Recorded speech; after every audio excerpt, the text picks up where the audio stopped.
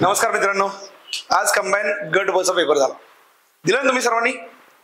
Paper अतिशय चांगला होता आणि या पेपरमध्ये गणित आणि बुद्धिमत्ता या विषयावरती एकूण 20 प्रश्न होते. मी यापूर्वी सुद्धा सांगितलं होतं कंबाईनचा पेपर 100 मार्कांचा आहे, 100 प्रश्न आहेत आणि ते 60 मिनिटात कव्हर करायचे आहेत. तर बऱ्याच वेळा आपण असं होतो की गणित बुद्धिमत्तेला वेळ लागतो म्हणून या विषयांकडे आपण दुर्लक्ष करतो. पण आजचा जर पेपर बघितला तर पेपर संपूर्ण सोपा होता आणि त्यामध्ये जे लोक गणित बुद्धिमत्तामध्ये चांगले मार्क मिळवतील, गणित बुद्धिमत्तामध्ये ज्यांना लीड असेल ते लोक 100% मेरिटमध्ये असणार आहेत. कारण यापूर्वी सुद्धा मी बोललो होतो की इतिहास, भूगोल, विज्ञान, पंचायत राज या सगळ्या विषयांमध्ये आजचा जर पेपर बघितला तर तो ऍव्हरेज होता. सगळी मुलं या विषयांमध्ये सारख्याच मार्कांवरती असतील, पण मेरिटमध्ये कोण असणार आहे तर ज्याने गणित आणि बुद्धिमत्ताचे प्रश्न सोडवलेत ते विद्यार्थी 100% मेरिटमध्ये असणार. आणि आजचा जर पेपर बघितला तर या पेपर मधले 20चे 20 प्रश्न अटेम्प्ट करता येण्यासारखे होते. एका दुसरा प्रश्न सोडला जो स्पीड ब्रेकर म्हणून आला होता त्याच्याकडे जरी दुर्लक्ष केलं तरी बाकी सर्व प्रश्न अतिशय सोपे होते आणि अतिशय चांगल्या पद्धतीने सोडवता येऊ शकत होते. 20चे 20 मार्क मिळवता येतात. नुसतं मिळवता येत नाहीत तर कमी वेळात पेपर कव्हर सुद्धा करता येतो. तर तो पेपर कव्हर करताना काय करायचंय, कुठल्या स्टेप्स वापरायचे आहेत, कुठं वेळ वाचवायचा आहे आणि काही प्रश्न डायरेक्ट कसे सोडवायचे आहेत, या सगळ्या विषयांवरती आपण आज डिटेल चर्चा करणार आहे. आजच्या पेपरची आन्सर की सुरुवातीपासून शेवटपर्यंत यामध्ये आपण गणित आणि बुद्धिमत्ताचे 20चे 20 प्रश्न बघणार आहोत. त्यासाठी हा व्हिडिओ सुरुवातीपासून शेवटपर्यंत बघायला विसरू नका. चला आपण बघतोय आजच्या पेपरमध्ये माझ्याकडे जो संच आलाय त्याच्यामध्ये बघा बी संच आहे, बी संच, आणि याच्यामध्ये 81 नंबर पासून पुढे गणित बुद्धिमत्ताचे प्रश्न चालू होतात. बघा काय प्रश्न आहे पहिला. तर या प्रश्नामध्ये 18 मीटर लांब व 12 मीटर रुंद असलेली जागा व्यापण्यासाठी 30 सेंटीमीटर बाजू असलेल्या चौरस आकृती किती फरशा लागतील. आता फरशीची जी काही लांबी सांगितली 30 सेंटीमीटर मध्ये आणि जागेची लांबी सांगितली ती मीटर मध्ये. तर हे 18 मीटर आहे त्याला पहिल्यांदा आपल्याला काय करायचं, सेंटीमीटर मध्ये कन्वर्ट करायचं. 1800 सेंटीमीटर आणि 12 मीटर आहे त्याचं सेंटीमीटर मध्ये कन्वर्जन झालं 1200 सेंटीमीटर. आता फरशीच्या क्षेत्रफळाने त्याला भागायचं आहे म्हणजे फरशीचं क्षेत्रफळ 30 सेंटीमीटर गुणिले 30 सेंटीमीटर. आता फक्त आपल्याला इकडे संक्षिप्त रूप द्यायचं आहे. बघा संक्षिप्त रूप देताना आपण काय करणार आहे, हा 0 गेला 0, पुन्हा हा 0 गेला 0, 3 एका 3 आणि 3 चौक 12, 3 एका 3 आणि 3 सांग 18, हे 2 शून्य लिहून टाका. शिल्लक काय राहिलं बघा 600 गुणिले 4 आणि साइन चौक किती 24 आणि त्याच्या पुढच्या 2 शून्य. याचा अर्थ एकूण फरशांची संख्या किती आहे तर 2400. अतिशय सोपा प्रश्न आहे हा. बघा याच्यानंतर पुढचा प्रश्न बघणार आहे आपण. ताशी 80 किलोमीटर वेगाने जाणारी 700 मीटर लांबीची एक आगगाडी एका प्लॅटफॉर्मला 72 सेकंदात ओलांडते तर त्या रेल्वेची लांबी 72 सेकंदात ओलांडते तर त्या प्लॅटफॉर्मची लांबी विचारली. आपल्याला इथं प्लॅटफॉर्मची लांबी विचारली. लांबी विचारली म्हणजे काय हो, अंतर आहे.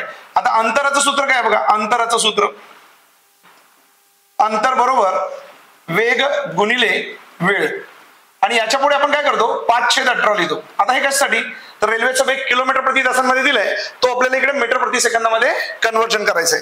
आता याच्यामध्ये हे जे अंतर आहेत कारण त्या रेल्वेने 700 मीटर स्वतःची लांबी आणि त्याचबरोबर प्लॅटफॉर्मला सुद्धा ओलांडले.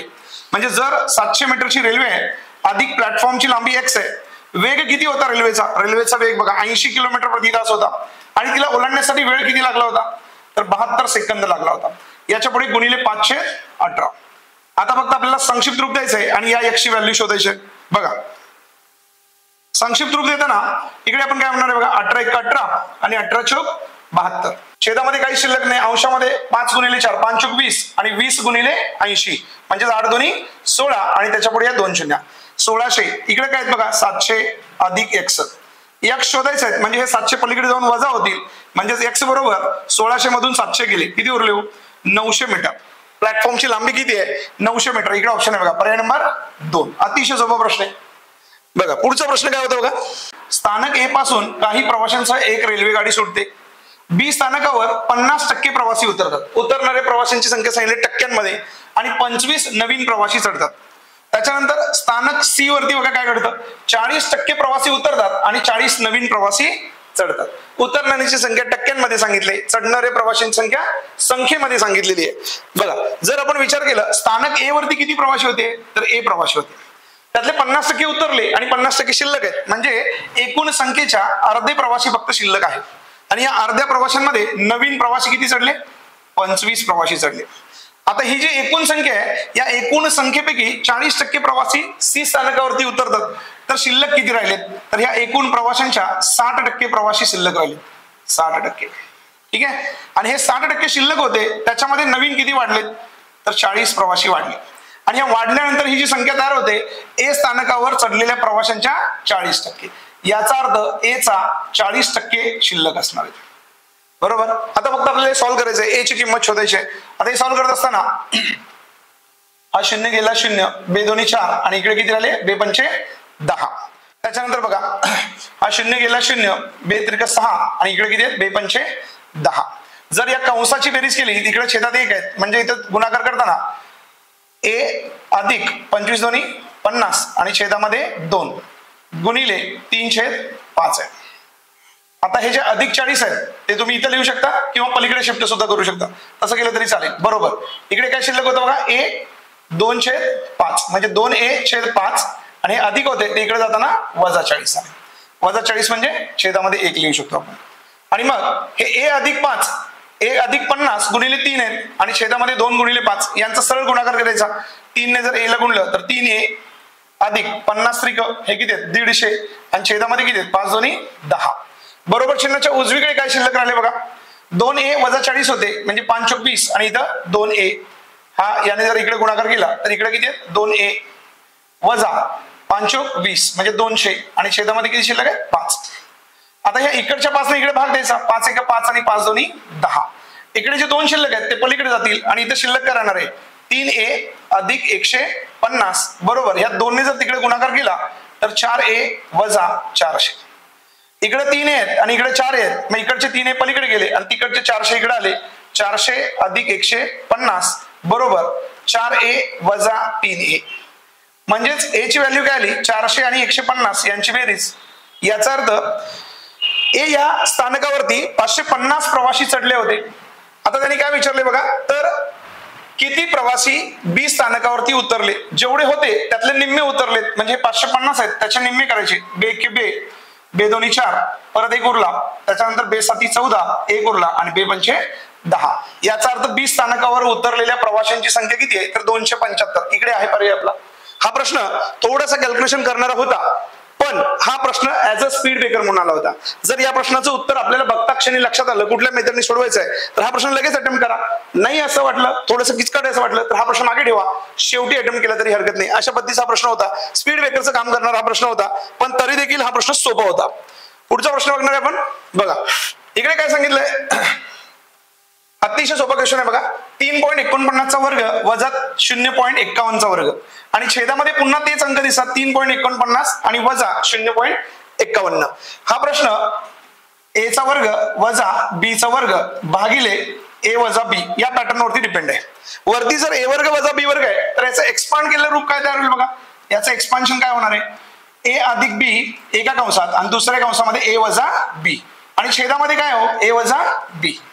मग अंशामध्ये ए अधिक बी गुणिले ए वजा बी आहेत आणि ह्या ए वजा बी ला ए वजा बी निघून गेला, म्हणजे शिल्लक काय राहणार आहे, याच्यामध्ये शिल्लक फक्त एवढंच राहणार आहे, ए अधिक बी. आणि आत्ताच्या प्रश्नामध्ये आपल्यासाठी ए काय होता 3.49 आणि बी काय होता 0.51. मग जर यांची बेरीज केली ए अधिक बी तर याची बेरीज येते 4.00. आहे का ऑप्शन आपल्याकडे बघा, पहिलाच पर्याय. अतिशय सोपा प्रश्न होता, पण हे ए वजा बी चं एक्सपांड केलेलं रूप आहे, याच्यावरती आपल्याला सोडवता यायला पाहिजे. अतिशय सोपा पॅटर्न होता. बघा पुढचं क्वेश्चन काय आहे, इकडं भूषण काहीतरी काम करायला बघा. भूषण एक काम 80 दिवसात पूर्ण करतो, परंतु 10 दिवस काम केल्यानंतर भूषण निघून जातो. भूषणला काहीतरी काम आलंय आणि त्यानं काय केलं, 10 दिवसानंतर आहे ते काम सोडून दिलं. आता काम उरलंय ना, एकूण भूषण 80 दिवसात काम करणार होता, 10 दिवस त्यानं काम केले, म्हणजे त्याचं 70 दिवसाचं काम अजून शिल्लक होतं. त्याचं 70 दिवसाचं काम शिल्लक होतं. तो निघून गेल्यानंतर उर्वरित काम करण्यासाठी कोण आला बघा, नीरज आला. नीरज. आणि हे उरलेलं काम नीरजनं काय केलंय, 35 दिवसात पूर्ण केलं. उरलेलं काम नीरज किती दिवसात पूर्ण करतो, 35 दिवसात. तर ते एकटा नीरजने काम किती दिवसात पूर्ण केलं असतं, उरलेलं 70 दिवसाचं काम नीरज 35 दिवसात करतो, तर संपूर्ण काम म्हणजे 80 दिवसाचं काम नीरज किती दिवसात करेल असा प्रश्न आहे. आता जर तुम्ही निरीक्षण केला तर 70च्या एक्झॅक्ट निम्मे 35 आहेत, मग 80च्या एक्झॅक्ट निम्मे किती असतात, 40. नीरजने सुरुवातीपासून जर ते काम केलं असतं तर 40 दिवसात पूर्ण केलं असतं. अतिशय सोपा प्रश्न, काळकामवेगवरती आधारित प्रश्न होता. बघा 5 वर्षापूर्वी रेखा आणि नेहाच्या वयाची सरासरी किती आहे, 34 वर्ष. आता याच्यामध्ये 2 व्यक्ती आहेत आणि त्यांची सरासरी किती आहे, 34. मग यांचं वयाची बेरीज किती झाली, 68. 5 वर्षापूर्वी त्यांच्या वयाची बेरीज किती झाली, 68. आज आज बोललेत बघा, रेखा, नेहा आणि नीरज. आज किती व्यक्ती आहेत? हे 3 व्यक्ती आहेत आणि त्यांच्या वयाची सरासरी किती आहे? 33. 3 व्यक्तींच्या वयाची सरासरी 33 आहे. म्हणजे आज त्यांच्या वयाची बेरीज किती होते? तर 99 होते. ही आजची बेरीज आहे आणि ही 5 वर्षापूर्वीची बेरीज आहे. जर याच्यामधून रेखा आणि नेहाचं वय वजा करायचं असेल आजचं, तर हे 5 वर्षापूर्वी 68 आहेत, तर आज किती होणार? 78. आता हे 10 का वाढवले? कारण या 10 मध्ये रेखाचे 5 वर्ष वय आहे आणि नेहाचं किती आहे? 5 वर्ष. हे दोन्ही मिळून 10 वर्ष वाढवले आपण 78. हे दोघींचं 78 आहे. जर तुम्ही हे वजा केलं तर आपल्याला नीरजचं वय मिळेल. बघा, 9तून 8 गेला 1 आणि इकडं 9तून 7 गेला 2. हे मिळालं नीरजचं आजचं वय. पण आपल्याला नीरजचं आजचं वय विचारले का? 10 वर्षानंतर नीरजचं वय विचारले. याच्याकडे आपल्याला विशेष लक्ष द्यायला पाहिजे. याच्यामध्ये अधिक 10 केलं तर आपल्याला आन्सर मिळून जाईल 31. नीरजचं 10 वर्षानंतरचं वय किती आहे? 31 वर्ष. सोपा प्रश्न होता. वयवारी आणि सरासरी या दोघांचं कॉम्बिनेशन वाला क्वेश्चन. बघा, अतिशय सोपा प्रश्न आहे. पुढचा प्रश्न बघा, पाय डायग्राम वरती आहे. अतिशय सोपा प्रश्न. इकडे काय सांगितलं बघा, जर एका कुटुंबाचे मासिक उत्पन्न 40,000 असेल, त्या कुटुंबाचे घर भाडे, किराणा माल आणि प्रवास खर्च एकूण किती रुपये केला? खालील वर्तुळाचं अवलोकन करून शोधा. मला सांगा, इथं घर भाड्यावरती किती पैसे खर्च केले? 110 अंश. अंशांमध्ये सांगितलं बरं काय? 110 अंश. त्यानंतर बघा, किराणा मालावरती किती खर्च केले? तर 90 अंश खर्च केले. त्याच्यानंतर प्रवास खर्चावरती किती केले? बघा, प्रवास खर्चावरती किती केले? 70. आणि या सगळ्यांची जर बेरीज केली तर बेरीज होते 270 अंश. या वर्तुळामध्ये किती अंश असतात? वर्तुळामध्ये, एका वर्तुळामध्ये 360 अंश असतात. मग या 360 अंशाचं 40,000 बरोबर तुलना केली. 360 अंश म्हणजे किती? 40,000. तर 270 अंश म्हणजे किती? 270 अंश म्हणजे किती? आपल्याला इकडे तिरकस गुणाकार करायचा आहे. 270 गुणिले 40,000 भागिले 360. संक्षिप्त रूप द्यायचं बघा आपल्याला इथं. अतिशय सोपं आहे. संक्षिप्त रूप द्यायचं. हा 0 गेला 0, 9 चौक 36 आणि 9 त्रिका 27. हे 4 1 4, 4 1 4, 1 2 3 आणि 4 0, 1 2 3 आणि 4 0. हे 10,000 गुणिले 3 म्हणजे किती खर्च केलाय बघा? 30,000 खर्च केलाय. किती सोपं आहे? 30,000 आहे का ऑप्शन? इकडे आहे, 2 नंबरचा ऑप्शन आहे. अतिशय सोपा क्वेश्चन होता. एक वर्तुळ म्हणजे 360 अंश असतो, हे आपल्याला बेसिक माहिती पाहिजे आणि मग त्याची ही खर्चानुसार विभागणी केलेली आपल्याला बघायला मिळते. नेक्स्ट क्वेश्चन बघा. बघा, अ ने ब ला एक वस्तू 10% नफ्याने विकली. ब ने तीच वस्तू परत अ ला 10% तोट्याने विकली. तोटा कुणाला झालाय? ब ला झालाय. तोटा कुणाला झालाय? ब ला तोटा झाला. आणि अ ला काय झालं होतं बघा? अ ला नफा झाला होता. अ ला काय झाला होता? नफा झाला होता. पण दोघांची टक्केवारी समान आहे. याच्यामध्ये काय झालं? तर या व्यवहारामध्ये काय घडले असं विचारलं आपल्याला. बघा, 100 रुपयाची वस्तू अ ने खरेदी केला आणि अ ने काय केला? ब ला विकताना 110 रुपयाला विकला. म्हणजे या व्यवहारामध्ये 10% नफा झाला. याचा अर्थ अ ला किती रुपये मिळाले? इथं 10 रुपये मिळाले. बरोबर आहे. नंतर ब ने काय केला? हीच वस्तू अ ला विकला, पण विकताना 90% विकला, कारण त्याला 10% तोटा झाला. आणि हे 90% कशाचे आहेत? 110चे 90% आहेत. 110चे 90%. जेवढ्या किमतीला ब ने खरेदी केला होता त्याच्यावरती 10% तोटा केला, म्हणजे 90%ला वस्तू विकला. मग हे 0 गेला 0, हा 0 गेला 0, 11 9 99 रुपयाला वस्तू विकला. तर ऑलरेडी 100 रुपयाची वस्तू त्यांना 10 रुपये नफा करून विकली होती. कोणी? अ ने. आणि परत खरेदी करताना 100 रुपयापेक्षा 1 रुपये कमीलाच खरेदी केली, म्हणजे टोटल अ ला पुन्हा अधिक 1 रुपये मिळाला. म्हणजे टोटल अ ला किती फायदा झाला? तर अ ला 11% फायदा झालाय. आणि असा ऑप्शन आहे का? अ चा ना नफा, हे चुकीचं आहे. अ चा 11% नफा झाला, हे बरोबर उत्तर आहे. अ चा नफा किती झालाय? 11%. पहिल्या व्यवहारात त्याने 10% मिळवले आणि ब कडून परत वस्तू खरेदी करताना त्याने 1% मिळवला, म्हणजे टोटल अ ला 11%चा नफा झालेला आहे. सोपा क्वेश्चन होता. बघा, नेक्स्ट क्वेश्चन बघणार आहे आपण. बघा, समीरने एकूण ₹360 ला काही सफरचंद खरेदी केले. जर त्याला प्रत्येक सफरचंदामध्ये 3 रुपयाची सूट मिळाली असती तर तो 25% अधिक सफरचंद खरेदी करू शकला असता. आता त्याला 360 रुपयाला खरेदी केलाय, म्हणजे मला सांगा, त्यानं जी काही सफरचंद खरेदी केली ती 2, 10, 15, 20, 30 अशी खरेदी केली असतील, पण अर्ध सफरचंद खरेदी केलं असेल का? नाही. याचाच अर्थ 360 ला निशेष भाग जाणारी संख्या असली पाहिजे पर्यायामध्ये. तर 360 ला 24 ने भाग जातो, 360 ला 24 ने निशेष भाग जातो, 360 ला 30 ने सुद्धा निशेष भाग जातो, 32 ने जातो का? 32 ने. 32 ने भाग जात नाही. 20 ने जाईल का? हो 20 ने सुद्धा भाग जातो. तर आपल्याला काय करायचं आहे 24, 30 किंवा 20 यापैकी ऑप्शन चेक करायचं आहे. जर आपण विचार केला 360 रुपये मध्ये 24 नग खरेदी केलीत, कितीने भाग जाईल याला? कितीने भाग जाईल? भाग घालूया 6 ने. 6 चौक 24 आणि 6 6 36 हे 0, 4 1 4 आणि 4 15 60. खरेदी किती होती? 15 रुपयाला एक सफरचंद. आता त्याला त्याच्यामध्ये 3 रुपयाची सूट मिळाली असती तर 12 रुपयाला, बरोबर आहे? 12 रुपयाला. मग 12 रुपयाप्रमाणे तो 360 मध्ये किती नग खरेदी करू शकणार आहे? 12 1 12, 12 3 36 आणि हा 0. म्हणजे पूर्वी त्यानं 24 नग खरेदी केले होते आणि आता त्याला 30 नग खरेदी करता येतात. याचाच अर्थ 24 वरती त्याला 6 नग एक्स्ट्रा खरेदी करता येतात. म्हणजे 100 वर किती? जर निरीक्षण केलं तर 24 चे 6 म्हणजे 100 चे किती होतात? 25%. म्हणजे आपला हा पहिला ऑप्शन बरोबर आहे. पुढचे ऑप्शन चेक करायची गरज नाही. या ऑप्शन साठी त्यानं X सफरचंद खरेदी केले होते, Y दराने खरेदी केली होती. एवढे किचकट फॉर्म्युलेमध्ये जायची गरज नाही. पर्याय बघितला तरी आपल्याला बरोबर उत्तर मिळू शकतं. 360 रुपयाला खरेदी केली याचा अर्थ 360 ला भाग जाणारी संख्या पर्यायामध्ये असायला पाहिजे. 32 हे उत्तर कधीच नाही येणार आहे. सोपा प्रश्न होता. पुढचा प्रकार बघायचा आहे. बघा इकडे काय सांगितलंय?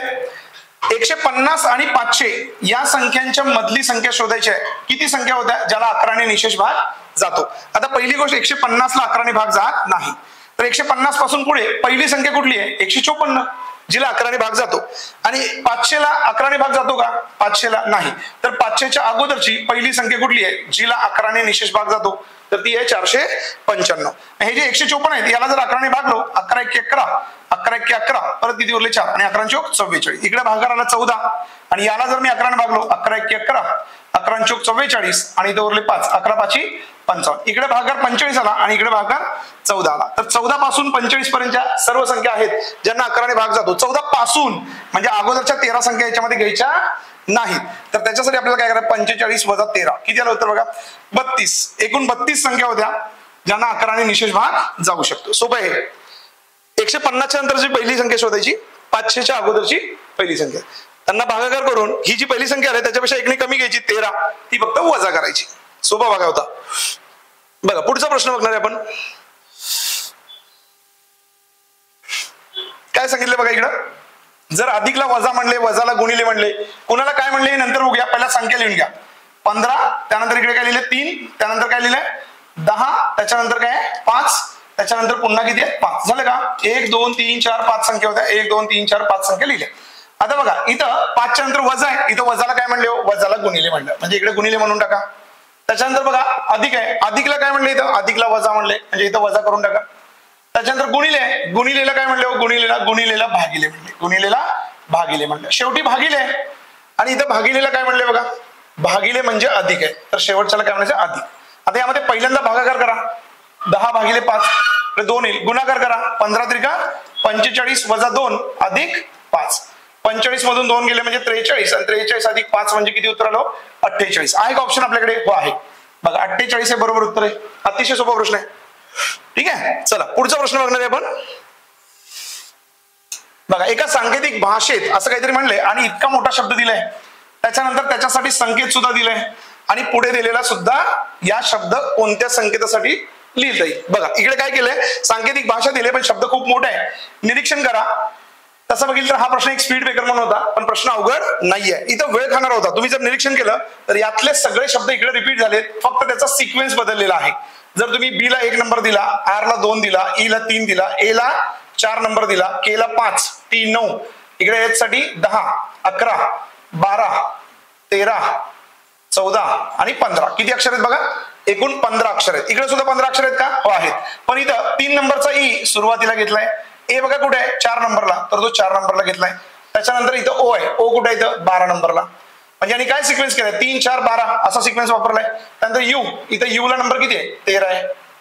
त्यानंतर एच, एच चा नंबर किती आहे? 15. आर आहे का इकडं? हो आर आहे. आर चा नंबर किती आहे बघा? इकडच्या पहिल्या आर ला 2 वापरलाय. ठीक आहे ना. त्यानंतर बी आहे. इकडे बी साठी कुठला नंबर वापरलाय? बी साठी 1 वापरलाय. त्यानंतर पुन्हा एक आर आहे बघा. या आर ला नंबर 19 वापरलाय. एक तर 19 इकडे असेल किंवा तिकडे असेल, दोन्हीपैकी कुठलाही असू शकतो. तर या सिक्वेन्स प्रमाणे बघितलं तर 3 नंबरचा अक्षर पहिला वापरले. मग दिलेल्या ह्याच्यामध्ये सुद्धा नंबर टाका. इथं बघा 1 2 3 4 5 6 7 8 9 10 11 आणि 12. आपण जर शेवटचा नंबर बघितला तर टी आहे. टी चा नंबर किती आहे? तर 9 आहे. शेवटी 9 नंबरचा अल्फाबेट वापरले. तर त्याच पद्धतीने आपण जर सिक्वेन्स चेक केला तर इथं 9 नंबरला टी आहे, तर शेवटी 9 असणारा ऑप्शन आहे का याच्यामध्ये? शेवटी 9. बघा जर आपण हा सिक्वेन्स फॉलो केला तर इकडं 1 नंबरसाठी काय वापरले बघा, 1 नंबरला 3 नंबर वापरले. तर यातला 3 नंबर इकडे आहे का? इथं आहे 3 नंबर, इथं पण 3 नंबरचा वापरलेला आहे. त्याच्यानंतर पुढे दुसरा इथे 4 नंबरचा अल्फाबेट आहे, 4 नंबरचा अल्फाबेट, इथे 4 नंबरचं काय टी, इथे 4 नंबर आहे बघा. इकडे 4 नंबर आले का? नाही. पुढे चेक करायची गरज नाही. तर या प्रश्नाचं उत्तर काय येतं बघा, तिसरं ऑप्शन.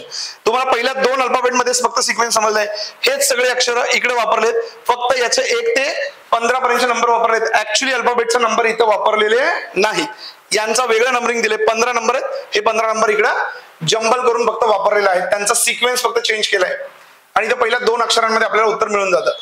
बघा पुढचा प्रश्न बघणार आहे आपण, सोपावाला क्वेश्चन होता. 6 मजूर 4 दिवसात 9,600 विटा बनवतात. 6 मजूर 4 दिवसात 9,600 विटा बनवतात. 18 मजूर 2 दिवसात किती विटा बनवतील असं विचारले. 18 मजूर 2 दिवसात किती विटा बनवतील?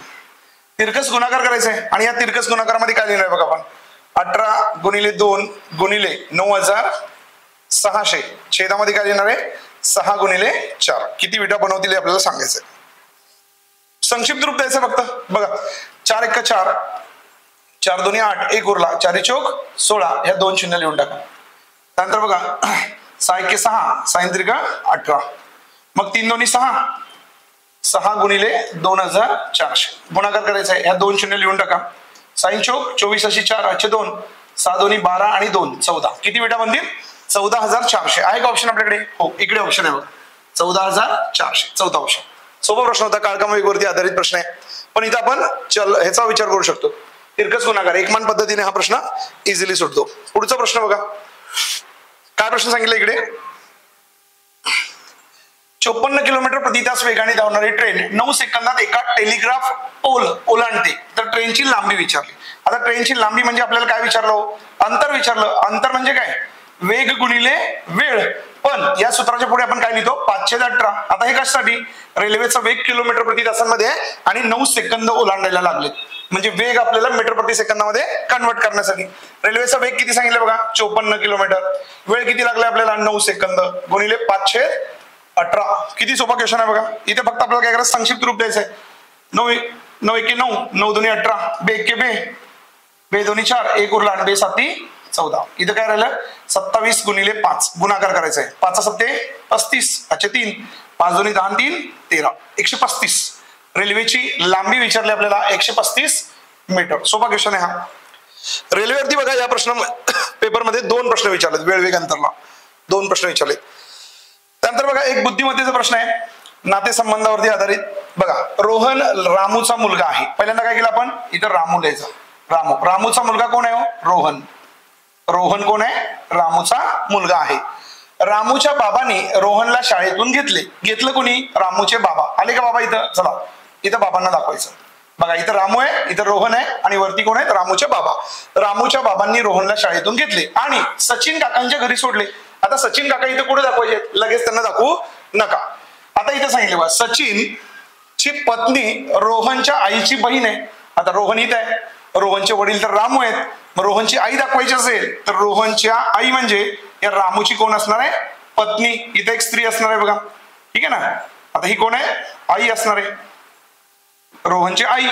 आता इथे काय झालं बघा, सचिनची पत्नी रोहनच्या आईची बहीण आहे. सचिनची पत्नी म्हणजे इथं अजून एक महिला दाखवायचं आणि तिचा पती कोण आहे? सचिन.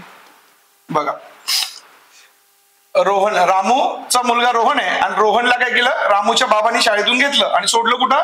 सचिन काकांच्या घरी. आता सचिनची जी पत्नी आहे रोहनच्या आईची बहीण आहे, बरोबर. आता विचारलंय काय बघा आपल्याला, सचिनच्या पत्नीचे रोहनच्या वडिलांशी नाते काय? सचिन इथं आहे, त्याची पत्नी, पत्नीची बहीण आहे आणि बहिणीचा नवरा आहे, म्हणजे हा रामूचे याच्याशी नाते काय विचारले. रामूच्या बायकोची बहीण आहे म्हणजे कोण आहे ती? मेहुणी. अतिशय सोपा प्रश्न आहे बघा. सचिनची पत्नी रोहनच्या वडिलांची कोण आहे? मेहुणी आहे. अतिशय सोपा प्रश्न आहे. बघा याच्यानंतरचा पुढचा प्रश्न. या प्रश्नामध्ये काय सांगितलं बघा, खाली काही माहिती काळजीपूर्वक वाचा आणि प्रश्नांची उत्तरे द्या. आता एवढी सगळी माहिती दिली आणि प्रश्नांची उत्तरे द्या म्हणलेत, तर ही सगळी माहिती वाचत बसण्याऐवजी पहिला प्रश्न काय विचारलाय वाचा. विज्ञानात कोण सर्वात जास्त गुण मिळवले असं म्हणले.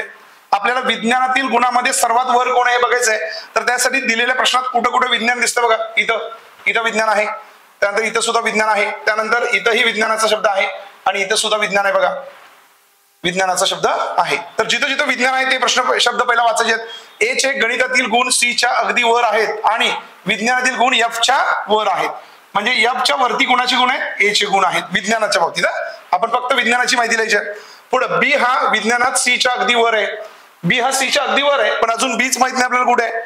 एफ ने विज्ञानात डी व ई पेक्षा जास्त गुण मिळवलेत. ऑलरेडी एफ इथं आहे म्हणजे डी इथं आणि ई इथं असेल, किंवा ई इथं आणि डी इथं, यातलं काहीतरी असू शकतं.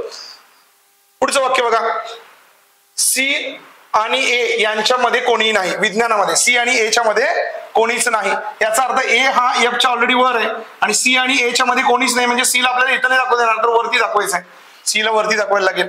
आणि हे वाक्य आता वाचा, बी हा विज्ञानात सी च्या अगदी वर आहे, बी हा विज्ञानात सी च्या अगदी वर आहे, अगदी वर.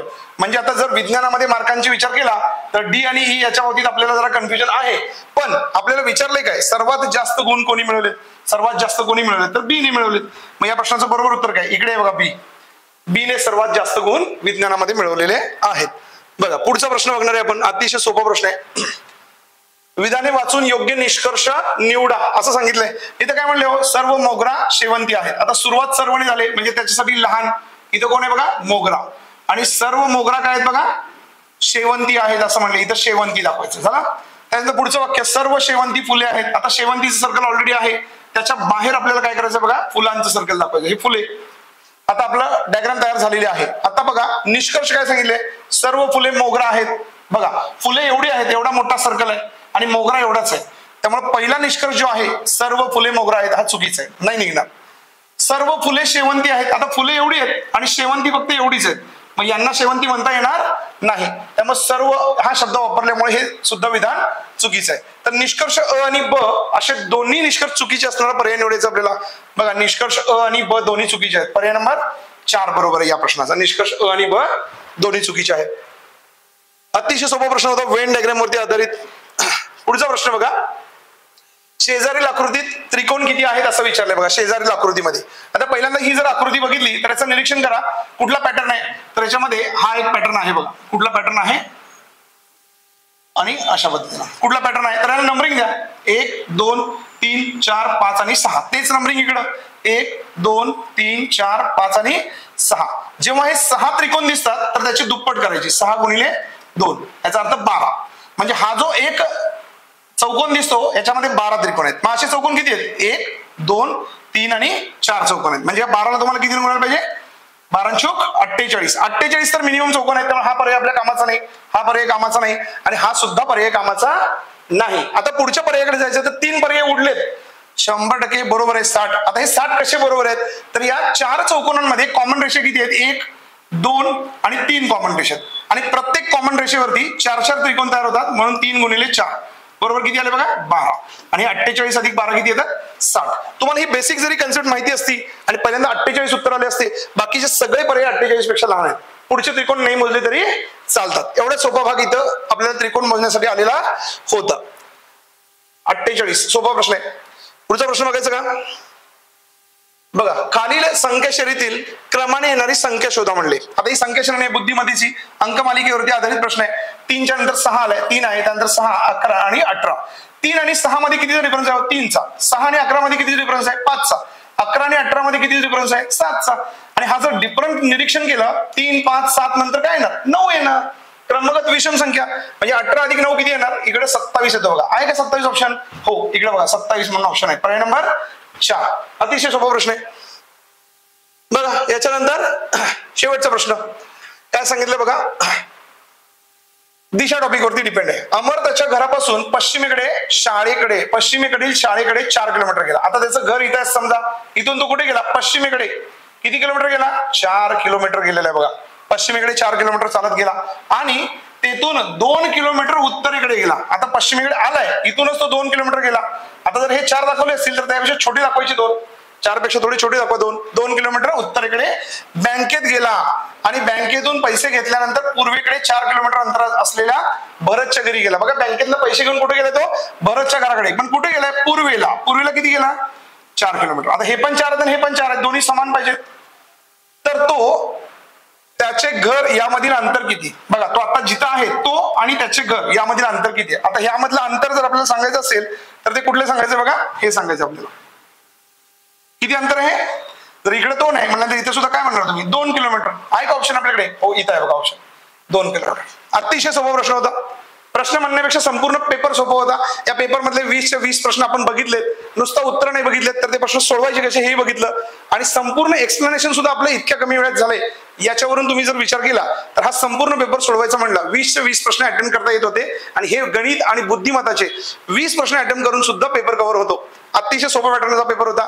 जर ज्या विद्यार्थ्यांनी गणित आणि बुद्धिमत्ताचे सगळे प्रश्न अटेम्प्ट केलेत किंवा यातले किमान 15 प्रश्न अटेम्प्ट केलेत आणि ते तुमचे बरोबर आलेत, अशा विद्यार्थ्यांनी मेन्सच्या तयारीला लागायला काहीच हरकत नाहीये. All the best. थँक्यू.